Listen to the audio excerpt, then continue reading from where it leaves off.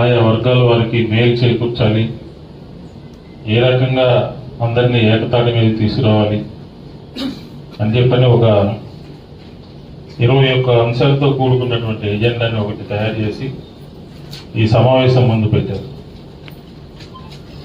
నేను చూస్తా ఉన్నాను, దీనికి సంబంధించి కన్ఫర్మ్ అయ్యి దాని ఆ ఇష్యూకి కన్ఫర్మ్ అయ్యి ఎవరైనా మాట్లాడతారేమో అని చెప్పండి.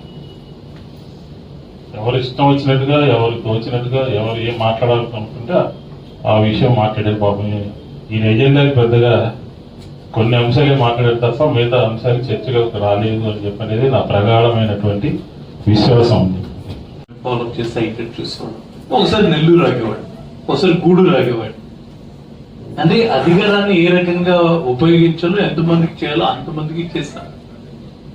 ఇంకా చేయాల్సింది చాలా ఉంది. మనం చేసేది గొప్ప విషయం కాదు. వాళ్ళ లీడర్స్ అంటే ఒక పొలిటికల్ లీడర్స్ కాదు, మీరు అందరూ కూడా లీడర్సే. ప్రతి ఒక్కరు కూడా ఒక్కొక్క విభాగంలో ఒక్కొక్క దాంట్లో లీడరే. ఒక బ్రాహ్మణుడు అనేవాడు ఒక దిక్సూచి, సమాజానికి ఒక దిక్సూచి లాంటివాడు.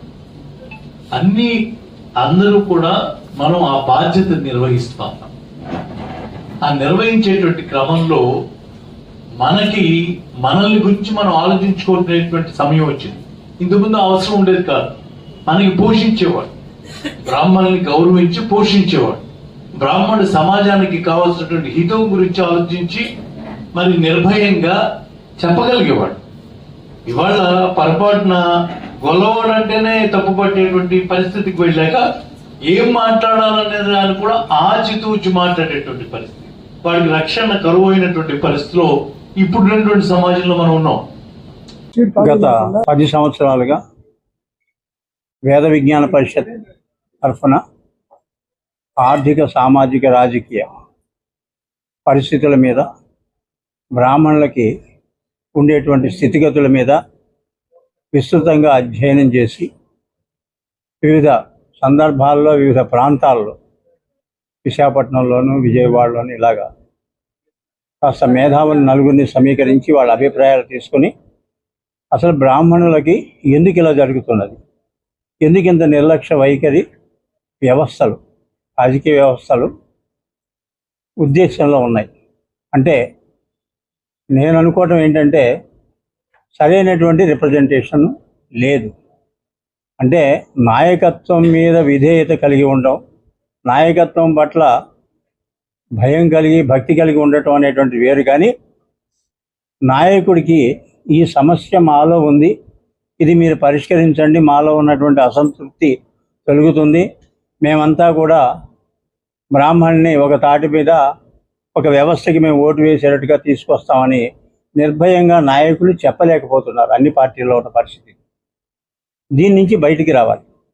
ఇవాళ ఏదైనా ఒక సమావేశం పెట్టామంటే మేము ఎవరో ఇద్దరు, అంటే గత 10 సంవత్సరాల నుంచి జరుగుతున్నదే, ఇద్దరు అటెండ్ అవుతున్నారంటే మిగతా పార్టీల్లోంచి ఆ స్థాయి నాయకులు ఎందుకు రాలేదు, ఎందుకు కావట్లేదు, అది ఒక్కసారి ప్రశ్నించుకోవాలి వ్యవస్థలు. ఎందుకంటే ఆ పార్టీల్లోంచి 2 నాయకులు వస్తున్నప్పుడు మన పార్టీలోంచి 2 నాయకులు ఏరి, ఆ స్థాయి గల నాయకులు ఏరంటే మీరు ప్రాతినిధ్యం ఇవ్వకపోవటం వల్ల ఈ పరిస్థితి ఏర్పడింది. కాబట్టి దీన్ని సమన్వయం చేసుకోవాల్సినటువంటి బాధ్యత రాజకీయ పార్టీల మీద ఉంది. మేము ఏ వ్యవస్థకి కానీ, ఏ పార్టీకి కానీ వ్యతిరేకంగా కాదు. మాకు కావలసినటువంటి హక్కులు, మాకు ప్రభుత్వాల నుంచి, పార్టీల నుంచి రావాల్సినటువంటి గౌరవ మర్యాదలు, చట్ట ప్రకారం రావాల్సినటువంటి హక్కుల కోసం మాత్రం ఒక సిద్ధాంతపరంగా అడుగుతున్నాం తప్ప ఇది ఎవరి మీద పోరాటమో లేకపోతే ఇంకోటి అనేటువంటి వ్యవస్థ ఇది కాదు. దీన్ని సాధ్యమైనంత వరకు పార్టీ నాయకత్వాలు వహించేటువంటి వారు అర్థం చేసుకుని మనం ప్రాతినిధ్యం కల్పించాలి, బాధ్యత ఉంది, మనం ఈ విషయంలో నిర్లక్ష్యంగా ఉన్నామని ఆత్మవిమర్శన చేసుకునేదాకా మా పని మేము చేస్తూనే ఉంటాం. వాళ్ళ దృష్టికి వ్యవహారాలన్నీ తీసుకెళ్తూనే ఉంటాం. ఇవాళ అనేకమైనటువంటి సందర్భాల్లో బ్రాహ్మణుల పట్ల నిర్లక్ష్యం వహిస్తున్నారు. ఈ ఒక రాజకీయ వ్యవస్థలోనే కాదు, సామాజిక పరమైనటువంటి న్యాయం చేయటంలోను, అదేవిధంగా ఉద్యోగుల యొక్క భద్రతలోను, లేదా సామాజికమైనటువంటి ఆస్తుల పరిరక్షణలోను బ్రాహ్మణులకి తీవ్రమైనటువంటి అన్యాయం జరుగుతూ ఉన్నది. వాటన్నిటినీ కూడా మేము ఈ వేదిక ద్వారా ప్రభుత్వం దృష్టికి తీసుకెళ్ళి ఏ ప్రభుత్వం ఉంటే ఆ ప్రభుత్వం దృష్టికి తీసుకెళ్తాం. ఎందుకంటే మాకు ప్రభుత్వాలు వ్యతిరేకం కాదు, మాకు కావాల్సిన న్యాయమైనటువంటి పోరాటాన్ని మేము సాధించడం మాత్రమే మా ఉద్దేశం. కాబట్టి తప్పనిసరిగా ఈ 2 సంవత్సరాల్లో ప్రభుత్వం దృష్టికి ఏ విషయాలు అయితే ఉన్నాయో ఆ విషయాల్ని మా డెలిగేషన్ ద్వారా తీసుకెళ్ళి కొన్ని కాకపోతే కొన్ని అయినా మేము సాధించుకుంటాం అనేటువంటి కాన్ఫిడెన్స్ మాలో ఉంది. కాబట్టి ఈ రకమైనటువంటి ప్రయత్నాలు మేము సామరస్యపూర్వకంగానే చేస్తూ ఉంటాం, దీనికోసం ప్రయత్నిస్తూ ఉంటాం. ఇది నిరంతరమైనటువంటి సాధన జరిగేట వరకు జరిగే పోరాటం, ఇది న్యాయమైనటువంటి పోరాటం అని చెప్పి ఈ సందర్భంగా మనవి చేస్తాం. ఇంకా ముందు రాను ప్రసాద్ గారు ఎక్కడ? సార్ మీ పేరు బాధ్యత అని చెప్పి స్టార్ట్ చేయండి. నా పేరు టివి రమణమూర్తి, రాష్ట్ర అధ్యక్షుడు open brains, an organization for enlightening Brahmins about democracy and the value of vote. ఇప్పుడు ఈ రోజున రాజకీయ పార్టీలకు అతీతంగా అన్ని రాజకీయ పార్టీల పట్ల అభిమానం ఉన్న వాళ్ళు కానీ, రాజకీయ పార్టీల్లో పనిచేస్తున్న వాళ్ళు కానీ, అందరూ అన్ని సంఘాల్లో ఉన్న బ్రాహ్మణులందరం కలిసి ఈ రోజున ఈ వేదిక పైకి వచ్చి మా యొక్క సమస్యల మీద, బ్రాహ్మణ సమాజం ఈ రోజున ఏ రకమైన సమస్యలు ఎదుర్కొంటుంది, ఆ సమస్యల పరిష్కారం కోసమని మనం ఏవేవి చేయాలి అన్న దాని మీద చర్చ జరిగింది. అక్కడ వాస్తవంగా అందరూ ఏకాభిప్రాయానికి వచ్చింది ఏమిటంటే, ఈ రోజున చట్టసభల్లో ఎక్కడా కూడా పంచాయతీ నుంచి పార్లమెంట్ వరకు కూడా బ్రాహ్మణ ప్రాతినిధ్యం అనేది ఎక్కడ కూడా ఉండట్లేదు. బ్రాహ్మణ సమస్యలు ఏవి కూడా చట్టసభలలో ప్రస్తావనకి రావట్లేదు. బ్రాహ్మణ యొక్క సమస్యలన్నింటినీ పక్కకి పెట్టేసి మిగతా ఇష్యూస్ మీదే చర్చలు కానివ్వండి, వాదోపవాదాలు కానివ్వండి, నిర్ణయాలు కానివ్వండి అనేకం జరుగుతున్నాయి. తద్వారా బ్రాహ్మణులకి అన్ని రంగాల్లోనూ అన్ని సందర్భాల్లోనూ కూడా అన్యాయం జరుగుతుంది. ఇవాళ రాజ్యసభ నామినేషన్ జరుగుతున్నాయి, ఒక్క బ్రాహ్మణుడి ప్రస్తావన లేదు. ఏ బ్రాహ్మణులు ఈ డెమోక్రసీలో, ఈ భారతదేశంలో వాళ్ళు ఈ ఎన్నికల్లో వాళ్ళు పాల్గొనడం లేదా? వాళ్ళ పాత్ర వాళ్ళు పోషించడం లేదా? మరి వాళ్ళకి ఎందుకని న్యాయబద్ధమైన వాళ్ళకి ఆ వాటా ఎందుకు దక్కడం లేదు చట్టసభల్లో? ఈ పరిస్థితుల్లో ఈ రోజున దేవాదాయ అధర్మాదాయ శాఖ అనేది ఒకటి ఉంది మనకి ఇక్కడ. ఆ దేవాదాయ అధర్మాదాయ శాఖలో ఎన్ని జరుగుతున్నాయన్నది నేను మీకు ఎవరికి కూడా ప్రత్యేకంగా చెప్పాల్సిన అవసరం లేదు. ప్రతి దేవాలయానికి కూడా కోట్ల రూపాయలు విలువ చేసే ఆస్తులు ఉన్నాయి, కానీ ఆ దేవాలయంలో కనీసం ధూపదీప నైవేద్యాలకి ఏమాత్రం ఆస్కారం లేని పరిస్థితులు ఉన్నాయి. ఎందువల్ల? ఆ దేవాలయానికి దాతలు ఇచ్చిన భూములన్నీ కూడా అన్యాక్రాంతం అయిపోవడం. ఈ దేవాదాయ అధర్మాదాయ శాఖ ఈ అధికారులు కానివ్వండి, ఉద్యోగులు కానివ్వండి, వాళ్ళందరూ కూడా ఆ భూస్వాములతోటి అక్కడ కౌలుకు తీసుకున్న రైలుతోటి కుమ్మకి దేవాదాయ భూములన్నింటినీ కూడా, ఆ దేవాలయ భూములన్నింటినీ కూడా వ్యక్తుల పేరిట రిజిస్ట్రేషన్లు కూడా జరిగిపోతున్నాయి. అలాంటివి మనం పుంకాలుగా పత్రికల్లో చూస్తూనే ఉన్నాం. ఈ రోజున హిందూ ధర్మాన్ని పరిరక్షించడానికి దేవాలయాలే మూల స్తంభాలు.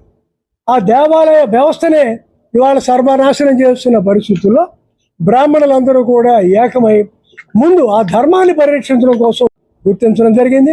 అలాగే అన్ని రంగాల్లో, వ్యవసాయంలో కానివ్వండి, వృత్తి విద్యల్లో కానివ్వండి, అలాగే మిగతా వ్యాపార రంగాల్లో కానివ్వండి, బ్రాహ్మణులకి ఏ రకమైన సహాయ సహకారాలు కూడా ప్రభుత్వం నుంచి అందటం లేదు. వివక్ష ఎంత దారుణంగా ఉందంటే, ఈ రోజున అన్ని స్కూళ్ళల్లో ఉన్న విద్యార్థులకి కూడా అమ్మ ఒడి పథకం ద్వారా వాళ్ళకి అనేక రకాలుగా ఈ ఫీజు రీఎంబర్స్మెంట్ పేమెంట్లో గవర్నమెంట్ వేద పాఠశాలలు అవి పాఠశాలలే, వాటికి అన్ని రకాల గుర్తింపులు ఉన్నవే.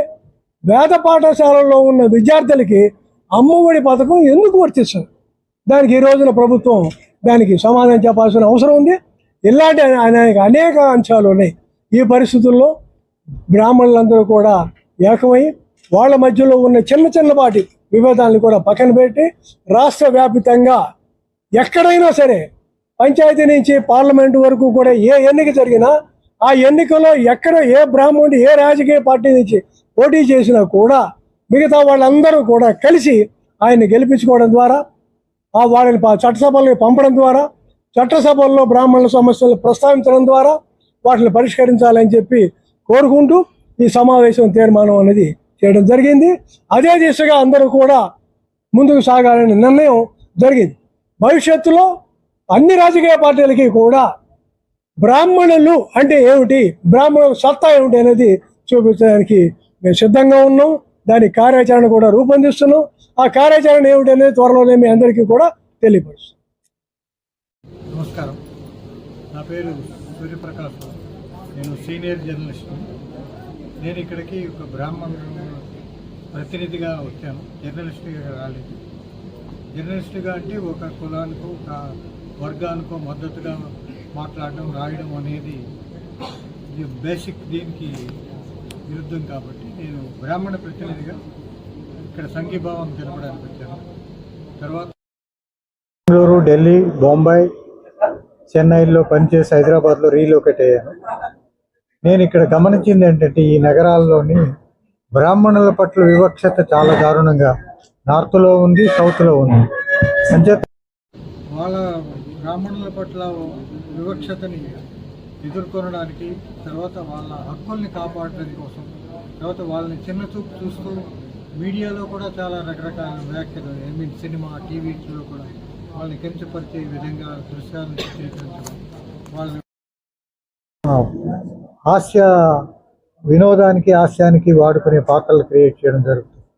సో వీటన్నిటి నుంచి రక్షణ పొంది బ్రాహ్మణులు ఆత్మగౌరవంతో తలెత్తుకు తిరిగే సమాజం కోసం ఇప్పుడు హరిజనులు అట్రాసిటీస్ యాక్ట్ ఎలా పెట్టారో అలాగే బ్రాహ్మణులకు కూడా ఒక అట్రాసిటీ యాక్ట్ పెట్టవలసిన అవసరం వచ్చింది. ఆ స్థితికి ఇప్పుడు బ్రాహ్మణులు పరిస్థితి వచ్చింది. అటువంటి చట్టం కోసం చట్టాన్ని ప్రవేశపెట్టే దిశగా బ్రాహ్మణుల ప్రతినిధులు చట్టసభల్లో తమ వాణిని వినిపించాలి. దానికి కోసం అటువంటి ప్రతినిధుల్ని అన్ని పార్టీల నుంచి, బ్రాహ్మణులనే కాదు బ్రాహ్మణుల హక్కుల్ని కాపాడే ఇతర కులాల నాయకులను కూడా చట్టసభల్లోకి పంపించే విధంగా బ్రాహ్మణులందరూ సంఘటితం కావాలని నేను కోరుకుంటున్నాను. ఈ బ్రాహ్మణులను సంఘటితపరచడానికి బాలసుబ్రహ్మణ్యం గారు చేసిన ఈ ప్రయత్నాన్ని నేను అభినందిస్తూ ఈ దిశగా వారు మరింత ముందుకు వెళ్ళి తమ ఆశయాలను సాధించాలని మనస్ఫూర్తిగా కోరుకుంటున్నాను. సెలవు.